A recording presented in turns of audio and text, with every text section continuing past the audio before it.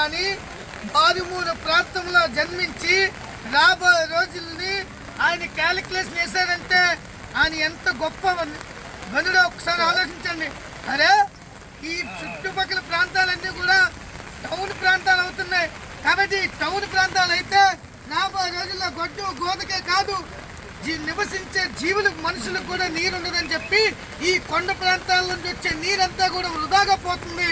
ఇలా పోకూడదని చెప్పి ఆలోచించి ఇక్కడ ఎలాగైనా తక్షణమే ఇక్కడ రిజర్వాయర్ కట్టాలని చెప్పి ఒకే ఒక ఉద్దేశంతో ఆయన యొక్క జీవితాన్ని త్యాగం చేశాడంటే ఆయన ఎంత గొప్ప మహాత్ముడో చూడండి. ఇంత గొప్ప మహానుభావుడు కాబట్టి ఆయన విగ్రహాన్ని మనం ఆవిష్కరించుకుంటున్నా కూడా ఇంత పెద్ద వర్షం పడుతుంది. ఆయన ఎందుకు ఆయన తప్పించాడు?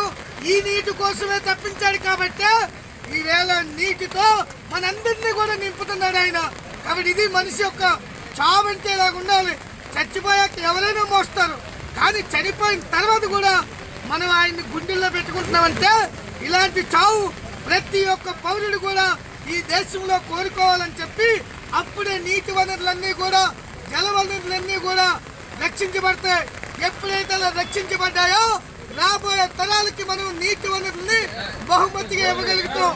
కాబట్టి మీరందరూ కూడా అర్థం చేసుకొని నీటి వనరులు రక్షించండి, రాబోయే తరాలకి ఈ యొక్క బహుమతిగా ఇవ్వాలని చెప్పి కోరుకుంటూ గంగా మాతాకి, గంగా మాతాకి, గంగా మాతాకి, భారత్ మాతాకి, భారత్ మాతాకి.